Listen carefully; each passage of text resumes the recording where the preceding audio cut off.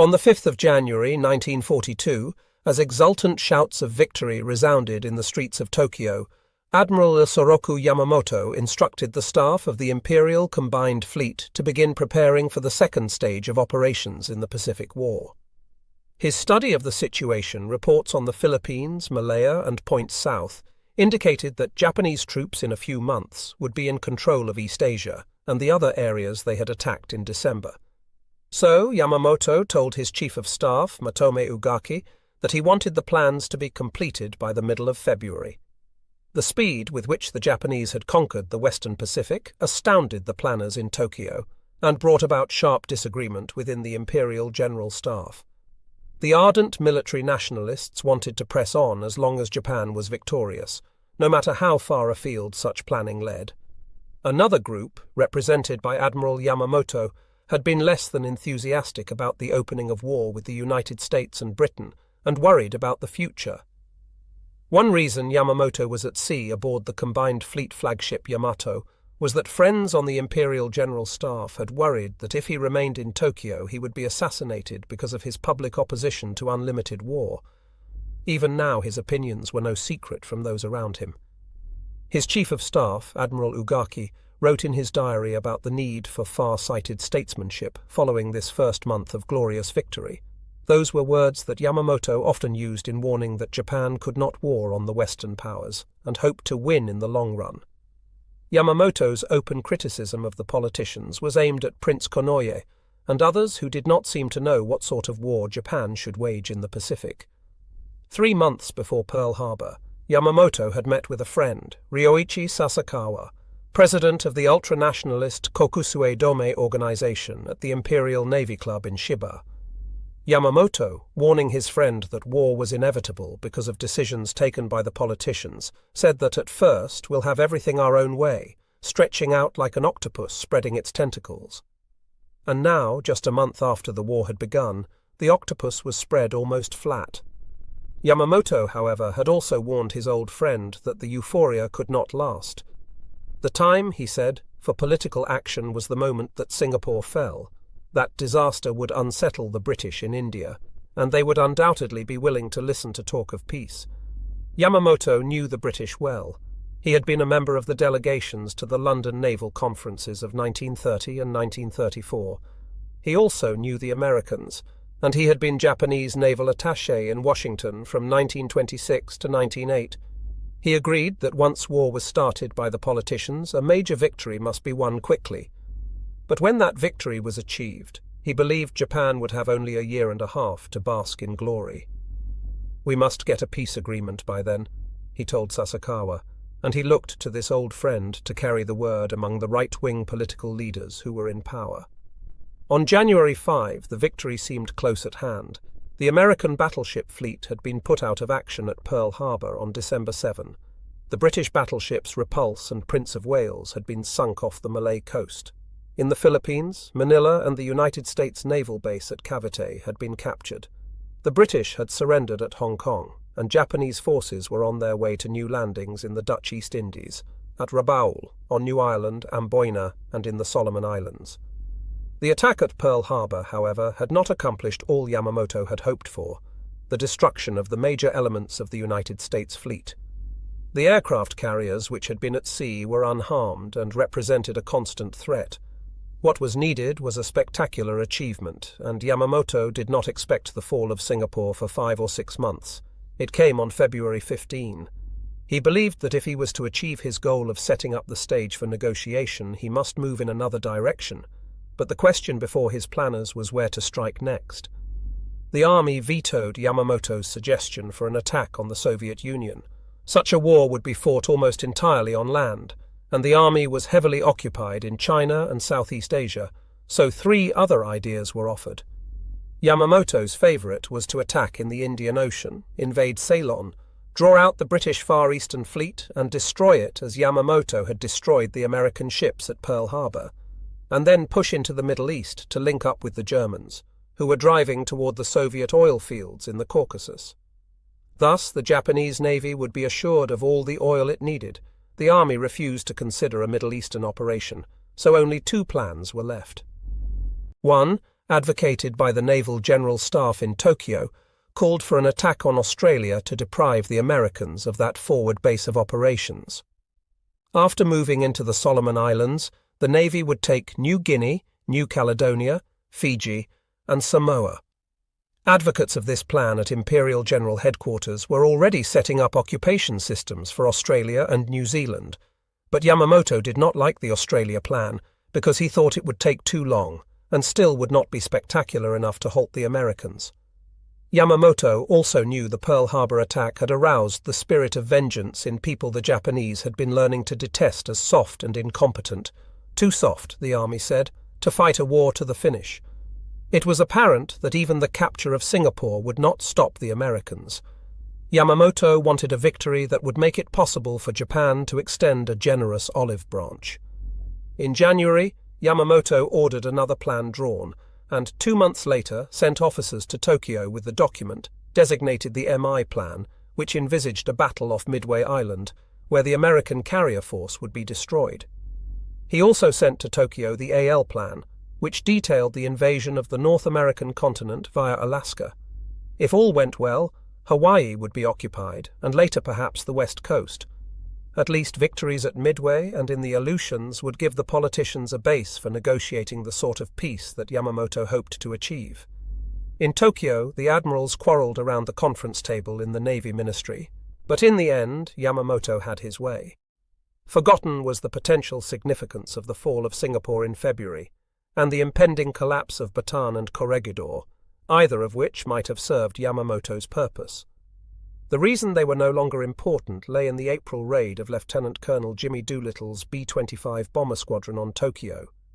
The Doolittle raid had shocked the Japanese into a realization that the Americans were only beginning to fight. In June, after the Midway operation flamed into disaster for Japan, there was no time for recrimination. Indeed, the army did not even know the full extent of the defeat. The news of the destruction of 4 big fleet carriers was carefully suppressed, so that it was known only at the highest levels of the Navy. While Yamamoto had been off on his Midway excursion, the Naval General Staff in Tokyo had moved the Navy and its air forces steadily southward to set up the forthcoming attempt to cut off Australia. Naval forces had taken Rabaul on January 23, and from that time onward they had conducted constant air reconnaissance and bombing raids against other islands and New Guinea. It was apparent to the Australians, who communicated their concerns to General Douglas MacArthur after his arrival in March, that the Japanese would soon move against New Guinea. If they were successful, it would be very nearly a walkover for the Japanese to take northern Australia.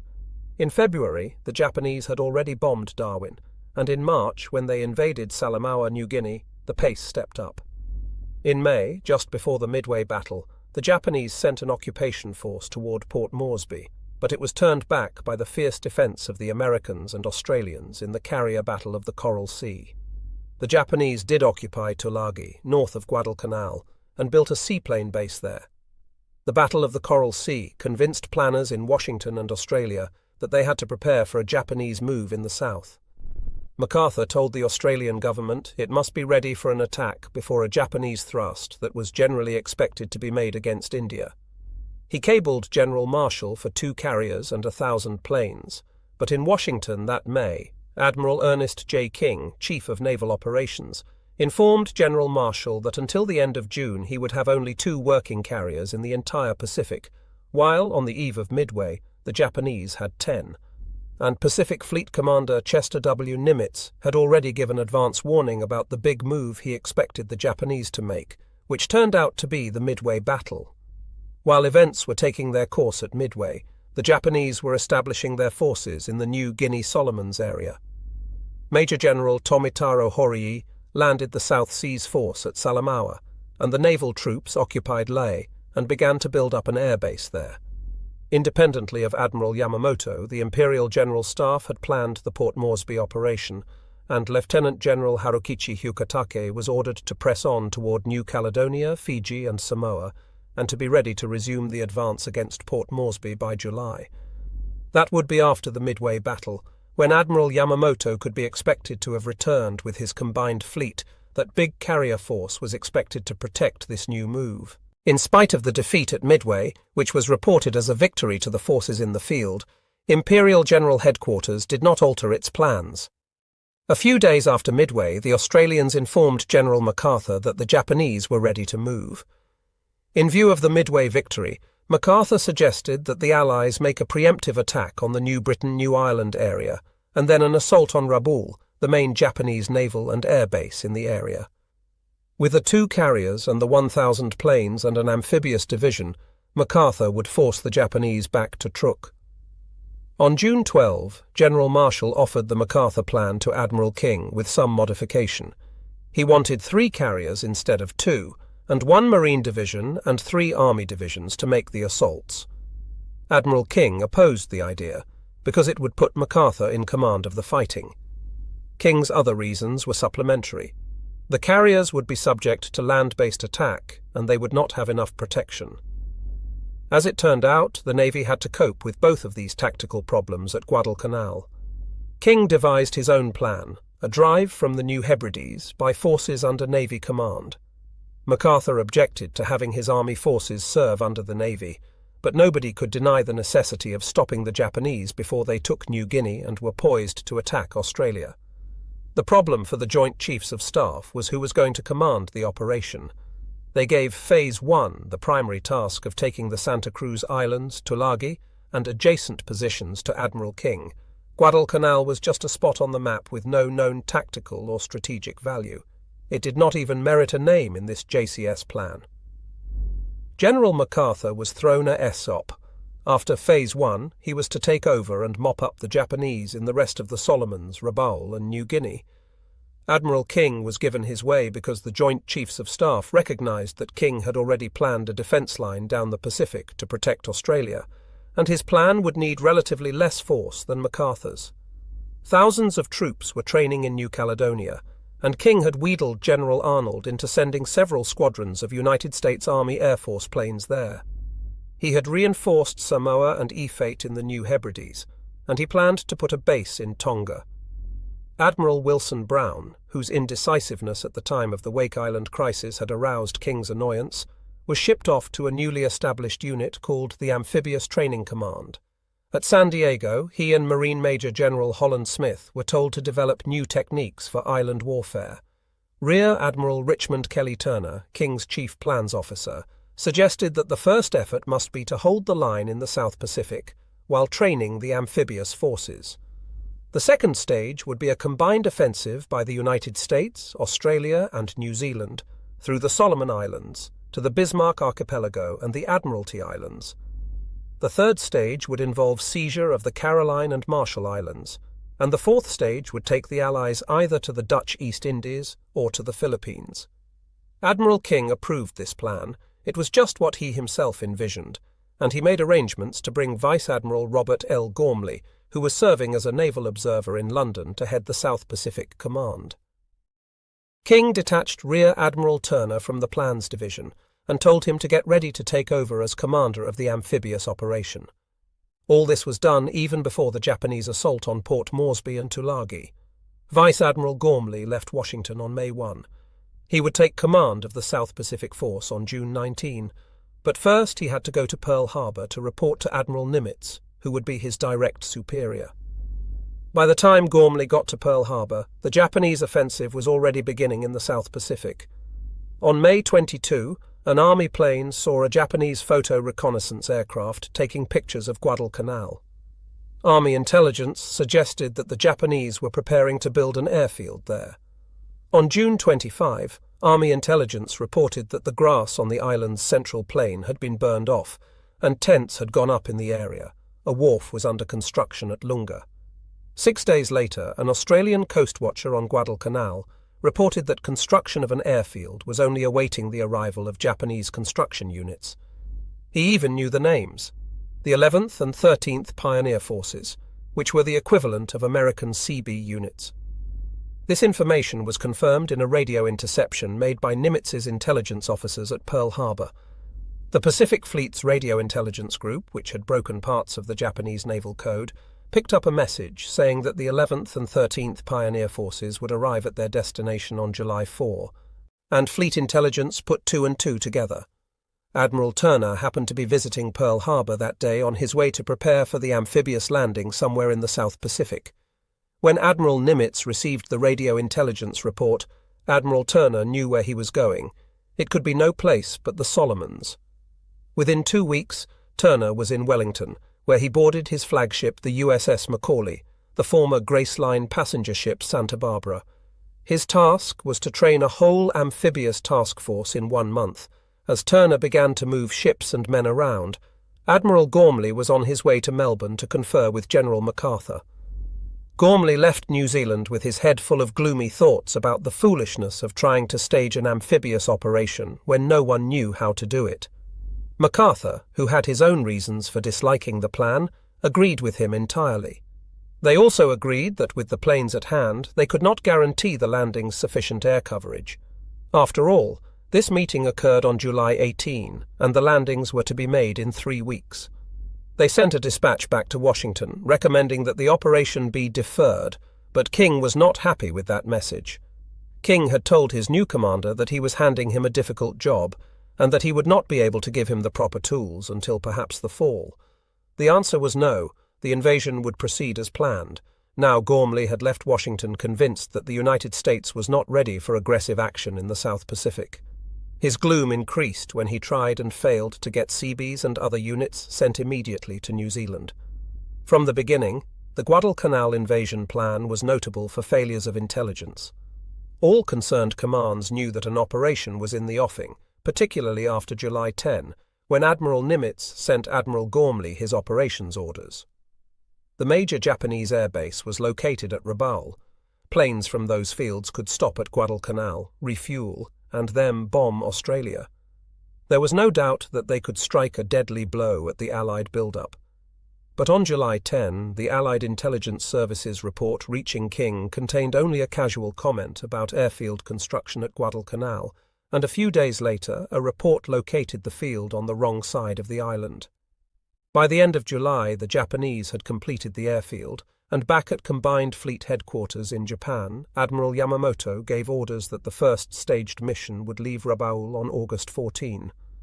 As commander of the overall United States operation, Admiral Gormley tried desperately to get more help, to build advance bases, to bring in more planes. But everywhere he turned, he learned the truth of Admiral King's assertion that he would not be able to provide Gormley with proper tools. The supplies of the invasion forces, for example, were loaded hodgepodge aboard the transports. At Auckland there were plenty of docks, so that the ships could have been unloaded and reloaded with supplies in the order of their intended use. Instead, the ships were sent to Noumea, which had no such facilities, and Admiral King had at least a general idea of the difficulties, but there was not time for delay. King knew better than any of his subordinates the absolute necessity of stopping the Japanese before they got to Australia. The timetable remained. By late July, the rush was on, and 17,000 Marines were moving by troopship from California, Pearl Harbor, Noumea, and Samoa. Admiral Gormley was too busy to hold a conference of his commanders, but on July 28, Admiral Frank Jack Fletcher, who was supposed to be in tactical command, called a meeting aboard his flagship, the carrier Saratoga. For the first time, the tactical unit commanders met to talk about the invasion, and Admiral Fletcher was to protect the invasion with his task force. Admiral Turner was to deliver the troops of Marine General Alexander Vandergrift. Once the Marines had taken the island, garrison troops would be brought in, but so hastily was this operation called that no one had made provision for any troops to be held in reserve. There were no more men available in the South Pacific. The meeting on the Saratoga was not a happy one. Fletcher began by announcing that he would protect the landings at Guadalcanal for only 2 days. He insisted, and Gormley's staff members at the meeting concurred, that the carriers must not be risked. Fletcher was gun-shy because he had lost the Lexington at Coral Sea and the Yorktown at Midway. His thinking went no further than that. In fact, Fletcher said at the meeting that the whole operation was cockeyed, hasty, and doomed. Admiral Turner, who had a better idea of the global military picture than any other man in the cabin that day, chided his superior. There was no point in that sort of argument, he said, and the decision had been made to risk all. It was their job to carry out orders. Fletcher ought to have known all that.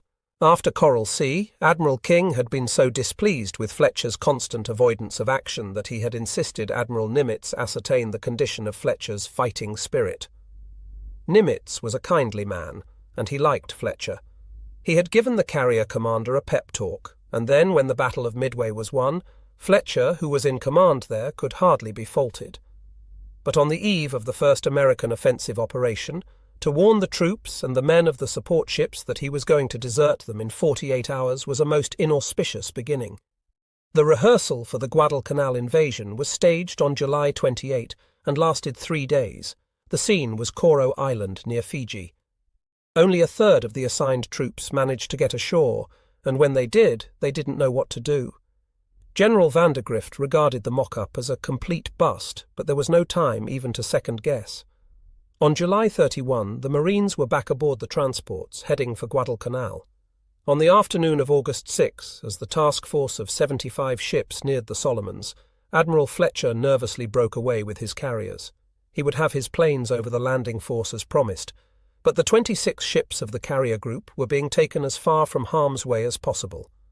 If American intelligence was so faulty as to permit the Japanese build-up of the airfield at Guadalcanal, Japanese intelligence was faultier, for as the United States invasion fleet massed in the South Pacific, the Japanese had no inkling of a forthcoming attack. In July 1942, the Japanese army was preoccupied with trying to capture New Guinea as a staging point for its operations against Australia and New Zealand. Major General Tomitaro Horii's South Seas Force landed 2,000 troops near Buna. After capturing Buna, the Japanese planned to construct airfields there as a prelude to a new attack on Port Moresby. So in July, Japanese air power was concentrated against Port Moresby. Bombers and fighters swept over the piers and airfields nearly every day. After the Japanese landings, the Japanese AI forces were also called on to support the beachhead, and in the early days of August, their attention was fixed on the new drive. The combined Australian and American Air Force responded with raids on the Japanese air bases at Lae. During these preparations, Admiral Yamamoto's flagship Yamato was anchored at Hashirajima in Japanese waters. In a leisurely fashion, he was preparing for the forthcoming air operations over Australia, and he would see then what action was to be taken next.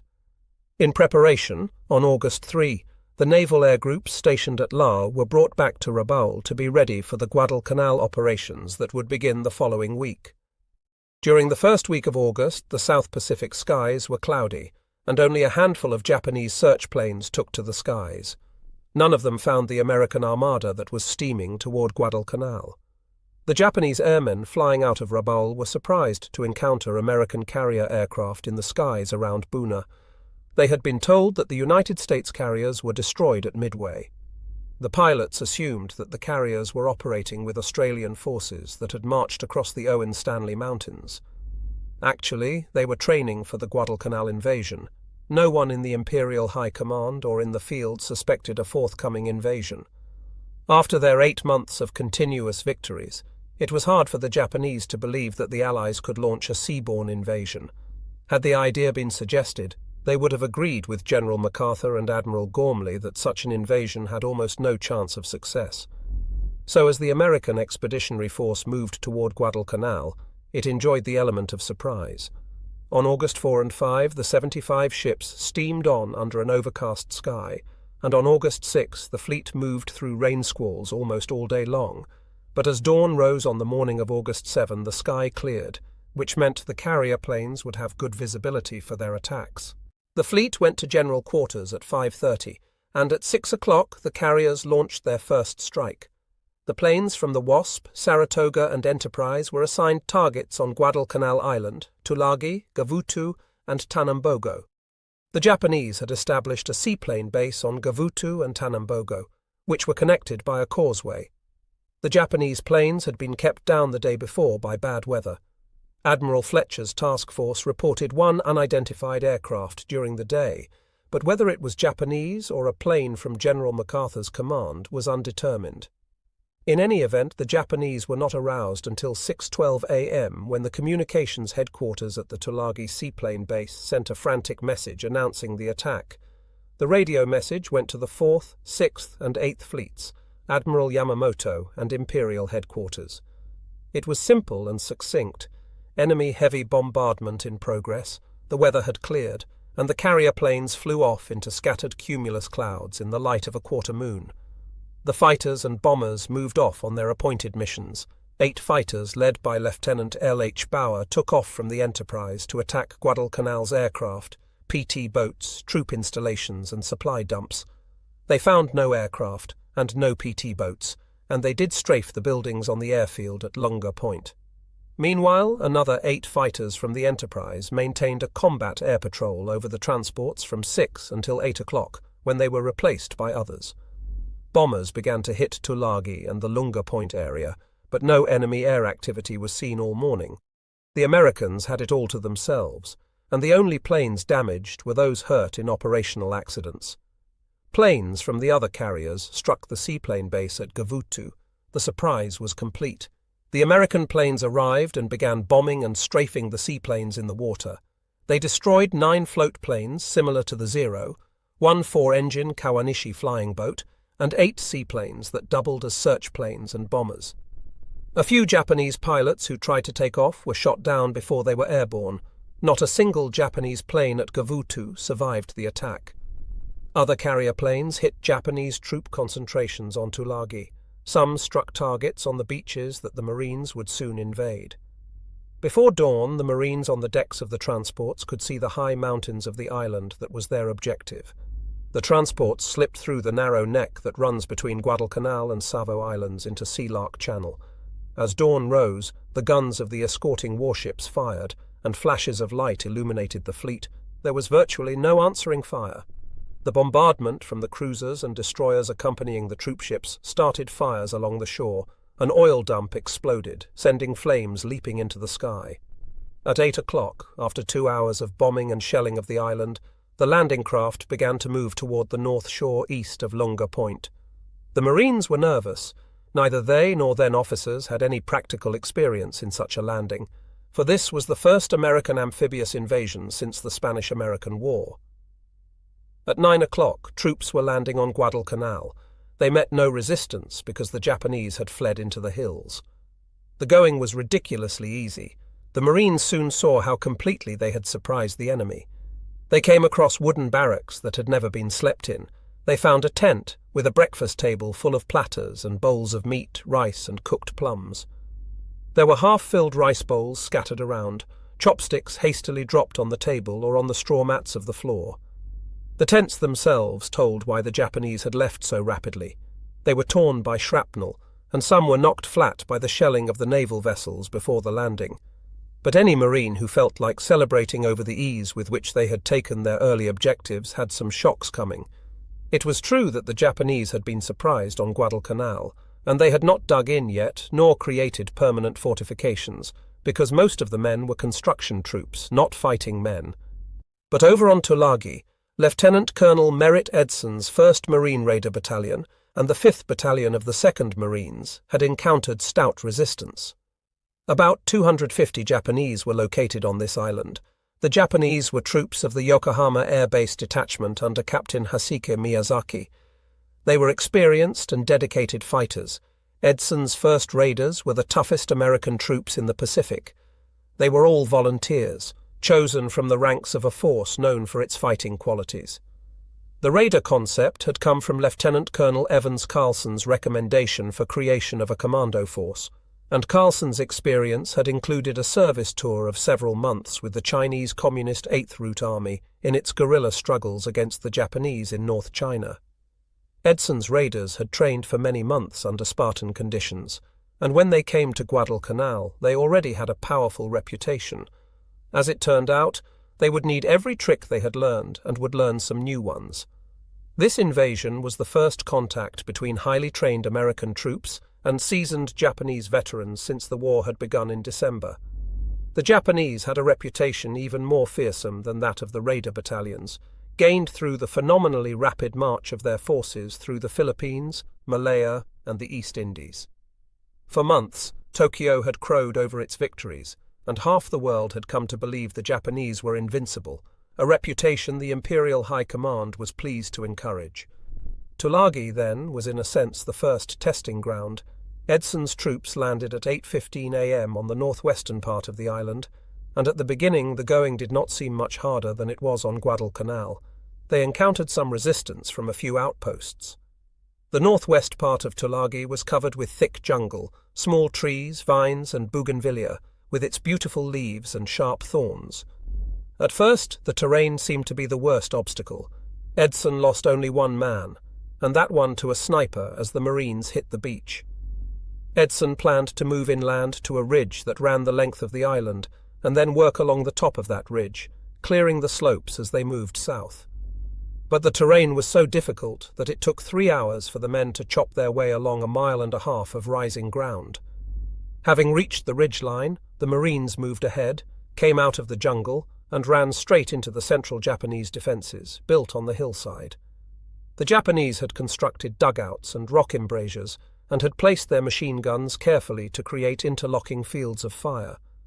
The Japanese defence was based on keeping the enemy below them, but the Marines found that by crawling up the cliffs they could drop charges of dynamite and grenades into the dugouts, and that was the method they had to use to advance. Once a dugout was blown, it still was not safe. In one hole, the Americans killed 17 Japanese with dynamite charges. One Marine spotted a radio inside and went in to retrieve it. There were still 2 Japanese soldiers alive, and they shot him and another man who came after him before they were killed. One section of Marines took on this defence position in the centre of the island, while the centre and left flank of Edson's force pushed down the ridge. But even along the ridgeline the going was not easy. One company suffered 15% casualties that first afternoon. The frontal resistance was stiff, but with the Japanese, frontal resistance was only half the battle. Snipers seemed to be everywhere, tied in trees, in the tops of buildings, behind rocks. A favourite tactic of the snipers was to let the forward element of a Marine unit pass, and then begin shooting at the men from behind. This move almost always meant death for the sniper, but usually not before he had caused several casualties. And one thing the first raiders learned that day was that the small .25 caliber Japanese rifle and machine gun slug were more apt to wound than to kill, which from the Japanese point of view was satisfactory, since it took additional troops and resources to care for the wounded. During the afternoon, the raiders drove along the ridge until they ran into a 3-sided ravine, whose floor was an old British cricket field. The Japanese had dug into the ravine walls and established the fields of fire that would become so familiar in later months. As the Marines moved up, they ran into crossfire, and Edson stopped because darkness was coming, and this was no time to be probing known dangers. That night, the Marines on Tulagi had another new experience. The Japanese, knowing they were outnumbered with no chance of survival, staged one of the desperate counterattacks for which they would become infamous. They waited until the Marine perimeter was quiet. Then at 10:30 a.m. they broke through between 2 companies and surrounded one of them. The Marines fought in their foxholes and in the open, using guns, machine guns, grenades and knives. The Japanese came along the ridge toward Colonel Edson's command post and reached a point 50 yards from him. Finally, the Marines overpowered the Japanese and threw them back, but not before one company had lost half its non-commissioned officers. The next day, August 8, more troops were landed on Tulagi, until there were 7,500 on that side of Sea Lark Channel. Edson's raiders and men of the 5th Battalion of the 2nd Marines began moving again toward the southeastern end of the island. One by one they attacked the dug-in machine gun positions on the steep sides of the old cricket ground. From one cave they removed 35 dead Japanese, some of them already rotting and stinking, but some killed in the last moment of defense of the position. From this, the Americans deduced properly that the Japanese tactic was to hold a position until the last unless ordered to retreat, proof of the discipline of the Japanese armed forces. Those troops who surrendered on Guadalcanal were mostly members of labor battalions, not combat troops. The raiders that second day encountered dozens of examples of a spirit they had not seen before. In one dugout, they cornered 3 Japanese officers, who at the end had only one loaded pistol among them. As the Marines were ready to make the final assault, they heard 3 shots. When they entered the dugout, they discovered 3 bodies and an empty pistol. One officer had fired all but his last 3 rounds, then shot his 2 companions and himself. In those first days, this suicidal attitude surprised the Marines. It was hard for an American to understand how cornered or wounded men with no hope of survival in their hole, knowing that the enemy had an enormous material and numerical advantage, would almost invariably choose death to surrender. It took some getting used to, but after a few Japanese had pretended to surrender, only to pull out guns or bayonets to attack their captors, or to explode grenades to kill themselves and their enemies, the Marines took the Japanese on their own terms. Thereafter, there was virtually no further attempt to persuade Japanese soldiers to surrender. Tulagi was brought under control on that second day, although not all the Japanese on the island had been killed. For days afterward, Japanese snipers harassed the American troops until the last sniper was killed. One gets a feel for the stubbornness of the fighting on Tulagi in the experience of Gunnery Sergeant Angus Goss. He had gone ahead of his men to attack a cave near the cricket field. The Japanese had fired sporadically from that position. He moved up close enough to throw hand grenades into the cave, and the Marines had been trained to pull the ring pin of the egg-shaped grenade, throw, count slowly, and hear the explosion. Sergeant Goss pulled the pin, threw, and counted. On 6, the grenade was lobbed back out of the cave, and he had to duck to escape the blast of his own weapon. After another identical experience, he held the grenade for 3 seconds, then threw 4, 5, 6, and out it came again. Sergeant Goss called for a satchel charge, a bag filled with dynamite, usually used to blow buildings. He thrust in the charge, primed it, and ran back a little. The Japanese thrust the charge out of the mouth of the cave. The dynamite exploded and drove a rock splinter into Goss's leg. The wound was not serious enough to fell him, but it hurt enough to infuriate him. He picked up his submachine gun and dashed into the cave, spraying fire. He killed 4 Japanese soldiers and counted 8 others who had died earlier. If possible, the fighting on Gavutu and Tanambogo was worse than that on Tulagi. The landings there came in the middle of the morning. Not many troops were committed, because no one expected to find many Japanese there. But since the seaplane base was on these islands, the Japanese had fortified them, and the Marines ran into trouble.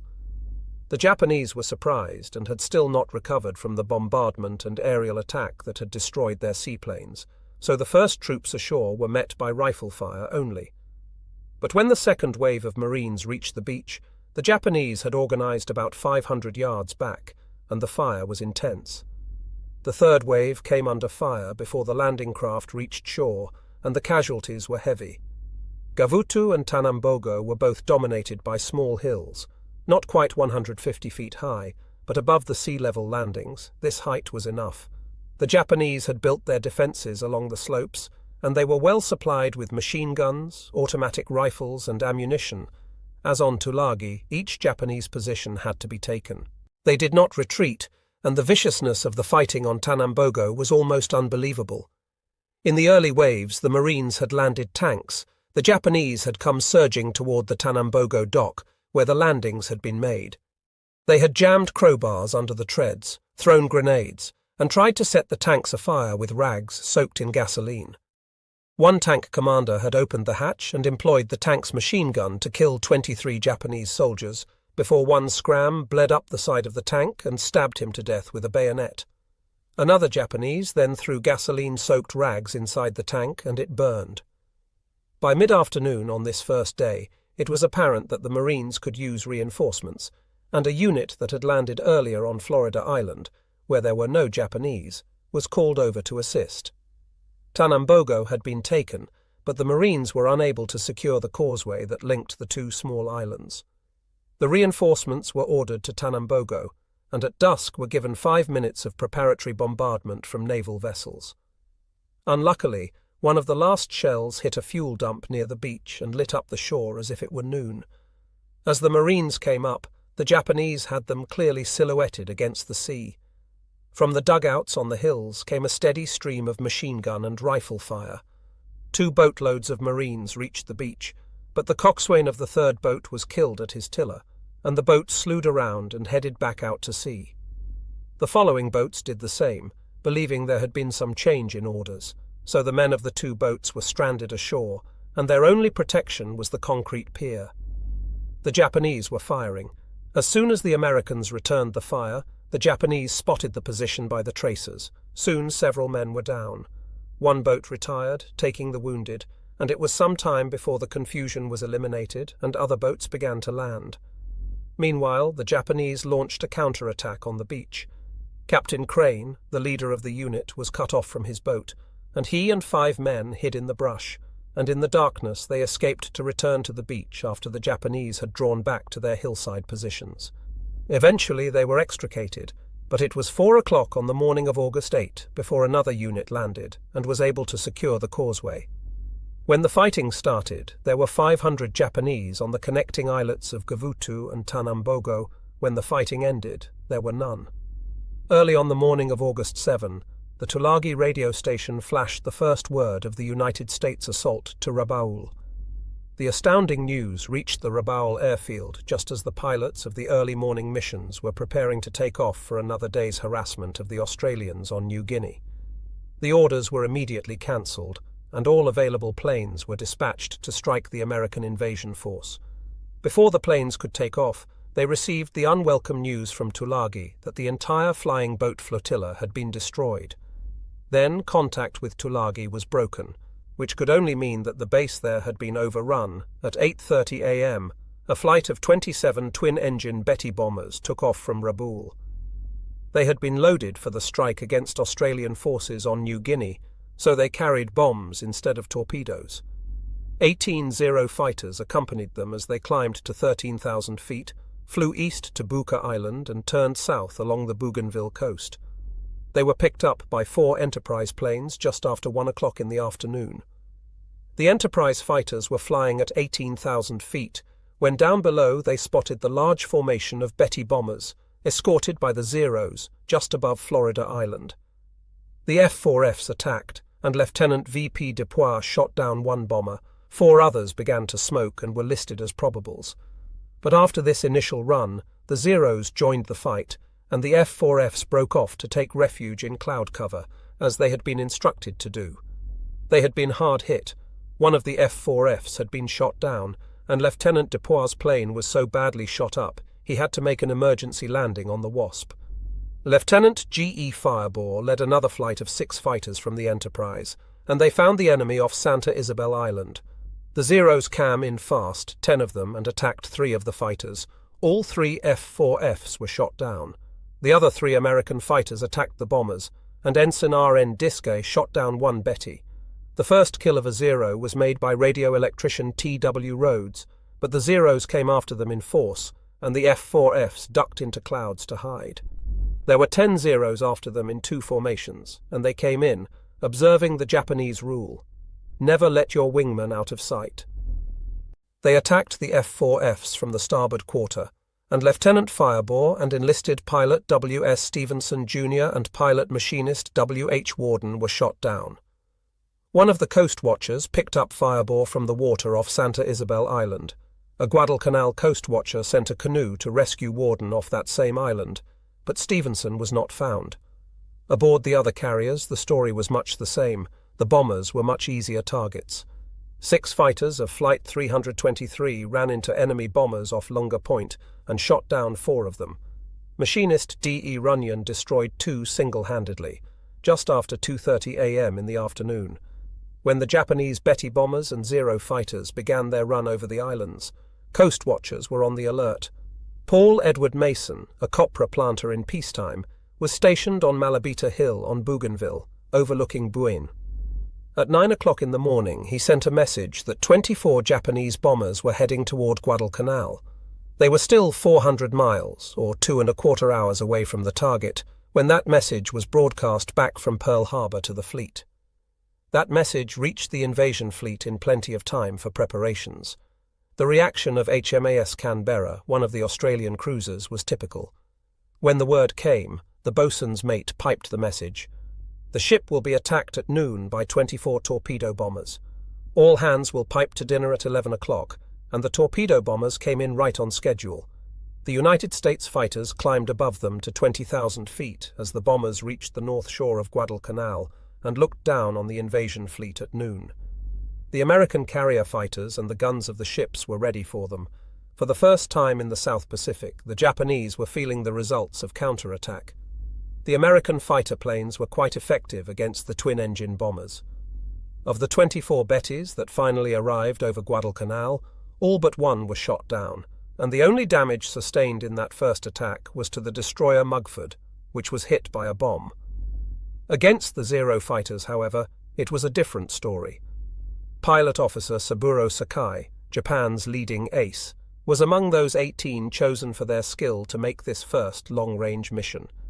Over the target, the Japanese force was jumped by F-4F Wildcats from the carriers, and they went in straight for the bombers, ignoring the Zeros. The Zeros protected the bombers as well as they could, but then turned to the American fighters. Sakai was puzzled by the American tactics. The Navy pilots dived against the Zeros, but if they missed on the first pass, they scattered and evaded. They had been instructed well by their intelligence officers, who knew that the Zero was superior in turning and climbing ability, as well as faster. After a grim and skillful battle, Sakai shot down one F-4F and an SBD dive bomber that by itself jumped 4 Zeros. Several other Japanese pilots made kills. While 1 Zero was lost, pilot Sakai attacked a group of the SBD torpedo bombers, thinking they were fighters, and ran straight into 4 spitting machine guns manned by rear gunners who had him cold as he came in. His Zero was badly smashed and he was seriously wounded, yet he managed to fly the plane back to Rabaul and land it before collapsing. In the air, the Japanese still had a temporary advantage in the quality of the Zero, but already the Americans in their F-4Fs were beginning to learn to use the limitations of the enemy to their advantage. The matter of control of the air was obviously going to be hotly contested. At this particular moment, the Americans had the advantage of propinquity with the carriers close offshore, but the Japanese had the advantage of numbers at Rabaul, and the American effort was seriously hampered by the superiority of the Japanese Zeros over the American fighters. The carrier pilots were flying the F-4F Wildcat, which was not as fast or as maneuverable as the Zero, and the Japanese could fly rings around them. The one advantage of the F-4F was its sturdy construction and armor protection, all that was needed to keep the ratio of lost planes as low as it was for the Americans. At Rabaul, the Japanese recovered rapidly from the surprise of the American invasion, but the problem for the Japanese fighters was the 1,100-mile round trip. For that reason, on the first day, Commander Nakajima, the leader of the fighter squadron, had resisted demands by higher authority that all Zeros available be sent into the fight, and had dispatched only his most experienced flyers. He was soon to be sending others, and the losses grew more serious, largely because of the vast distances to be traversed. By nightfall of the first day, the United States invasion seemed secure. The American troops had moved up near the airfield and had not encountered any substantial resistance. One prisoner was captured, and he indicated that there were only about 600 combat troops on the island and 1,400 labourers, and that they had fled to the opposite side. Admiral Turner had moved 11,000 Marines ashore, and vast piles of ammunition, food, and other supplies crowded the beaches. General Vandergrift had noticed that the beach force was unable to assimilate the supplies, but fearing that the carriers would soon move out, he was glad to see the supplies still coming in. He did establish a second beachhead, but it was soon crowded as badly as the first. At 8:40 a.m. on the morning of August 8, Coast Watcher Jack Red at Buka Passage spotted 45 Japanese dive bombers that had taken off from Kavieng. 30 minutes later, Pearl Harbor repeated the broadcast to the ships. The carrier planes attacked and destroyed many of the enemy bombers, but on this day the United States ships did not escape unscathed. A blazing bomber dived into the deck of the transport George F. Elliott and set it afire. One dive bomber sent a torpedo into the destroyer Jarvis, putting it out of action. That morning, the planes of the Enterprise and the other carriers took off on their missions and found the skies clear. They strafed and bombed troop concentrations along the Tenarue River, and they worked over the airfield again. At about 10 o'clock, 3 fighters from the Enterprise discovered a group of Japanese torpedo bombers coming in low over the surface of the water to attack the transports. The Americans jumped them. Machinist Runyon shot down 1 bomber and 1 fighter, Ensign V.H. Rouse shot down 2 twin-engine torpedo bombers, and Ensign J.D. Shoemaker shot down another. That was the end of the air activity for the day. At nightfall, the Enterprise's Fighting Six counted its losses. 6 pilots shot down by Zeros. The Japanese Zero fighters still had the edge in experience and aircraft, but the American pilots were already beginning to learn tricks of the trade. The commander of the Enterprise Air Group concluded that the Zero had 2 major weaknesses: limited firepower and inability to withstand punishment. Because of the Zero's superior rate of climb, maneuverability, and fuel capacity, the F-4F pilots were warned to stick close together, and when attacked, each 2-plane element should set up a scissors movement, constantly turning toward each other. Thus, the pair of F-4Fs could concentrate their superior firepower on the enemy, while they knew their own planes could absorb an enormous amount of punishment. On the ground, the Marines fought fierce Japanese opposition on Tulagi, Gavutu, and Tanambogo. On Tulagi, they suffered 90 casualties, but took control of the island by the end of the second day. The Japanese garrison of 250 men fought to the end. 200 men were killed, 3 surrendered, and the rest swam the strait to Florida Island to continue fighting. On Gavutu and Tanambogo, the Marines suffered 250 casualties. The 500-man Japanese garrison was wiped out to the last man. The fierceness of this fighting on Tulagi was in sharp contrast with the easy advance of the Marines on Guadalcanal. There, on the morning of August 8, the Marines reached the edge of the airport they would name Henderson Field. After a flyer killed at Midway, they were beginning to develop a contempt for the enemy. "I wish those fucking Japanese would come out and fight," one Marine said within the hearing of Richard Tregaskis, the international news service correspondent who had accompanied the invasion. "All they do is run into the jungle. On the surface, then, the Marines couldn't ask for a finer war, but the officers were edgy that second afternoon. It was too easy." At sea, the Americans apparently had no opposition either. A few Japanese patrol craft and tenders and 1 or 2 transports had been caught off the shore, and they had been destroyed in the first hours of the invasion by shelling and bombing. Only in the air were the Japanese giving the Americans pause. Most of those first waves of bombers were destroyed, but the cost of meeting the Zeros was 21 of Admiral Fletcher's 99 carrier planes. That loss, not high by operational standards, convinced Fletcher that his decision to withdraw was sound. At 6 o'clock that evening, Fletcher asked Admiral Gormley to allow him to withdraw his carriers.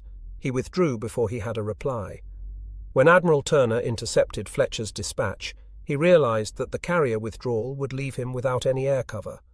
The number of Japanese planes could be expected to increase sharply as the enemy brought down more aircraft through the island chain. As Fletcher began to withdraw, the Japanese were moving in force. When the word invasion had been flashed from Guadalcanal to Rabaul, Vice Admiral Gunichi Mikawa had reacted immediately. Admiral Mikawa was commander of the Japanese 8th Fleet and the Outer South Seas Force, which meant he had the responsibility for the whole South Pacific operation. His first move was to load 6 small transports with troops and dispatch them with destroyer escort to reinforce the 2,000-man Guadalcanal garrison. But the convoy ran into the American submarine S-38, which was operating out of Australia following the fall of the Philippines. The S-38 sank the transport Mayo Maru with 342 men aboard. The sinking, coupled with the reports of the enormous American invasion flotilla, persuaded the admiral that it was too dangerous at the moment to try to reinforce the garrison, and he called back the other 5 transports. By that time, Japanese naval assistance was already on the way to Guadalcanal. Admiral Mikawa had been lucky in the matter of timing. Early on the morning of August 7, as the Tulagi garrison sent its last message, 5 heavy cruisers left Cavien on the northern tip of New Ireland. 3 of them were headed northeast for Manus Island in the Admiralty Group, and 2 were bound for Rabaul. Admiral Mikawa soon ordered all 5 cruisers to hasten to Rabaul. Shortly after noon, the cruiser Chokai, accompanied by a destroyer, moved into Simpson Harbour. The other 4 cruisers waited in St. George's Channel between New Ireland and New Britain for the Chokai to rejoin. When she came up late that afternoon, she was carrying Admiral Mikawa himself and was accompanied by the light cruisers Tenryu and Yubari. So the Japanese moved toward Guadalcanal with 5 heavy cruisers, 2 light cruisers, and a destroyer.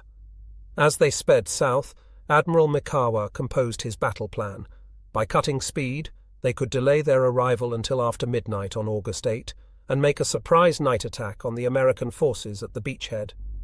The admiral knew that the Americans had several carriers in that area, while he had none. A night attack was a guarantee that he would not be harassed by American planes, since the Americans had no record of proficiency in night aerial operations. In fact, the Americans had no record of competence in any sort of night naval operations, while this aspect of tactics had become a Japanese specialty. Mikawa's problem that afternoon was how to move close to Guadalcanal without coming in too soon, and still not give away the element of surprise.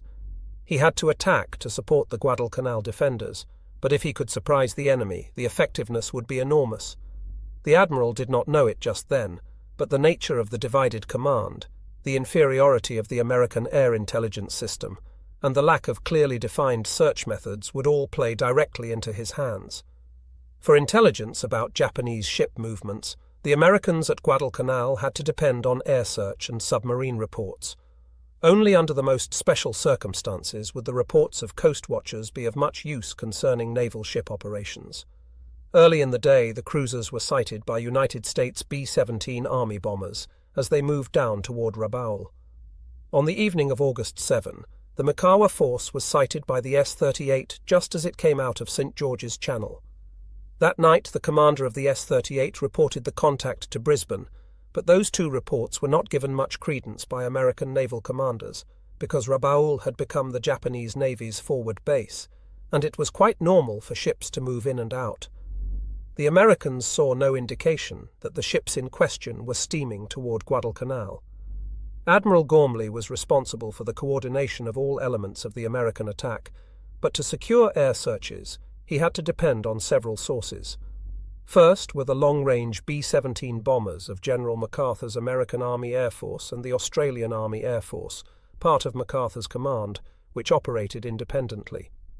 Second was Admiral McCain's land-based Naval Air Force, which included a number of seaplane tenders and PBY patrol bombers. General MacArthur's planes were to take responsibility for the search of the Bismarck Islands, concentrating on the big naval and air base at Rabaul. McCain was to watch the northern approaches to the region, which meant Truk and the Marshalls. Admiral Fletcher's carrier planes were supposed to make short-range searches, but actually made none at all. Fletcher was bemused with his worries.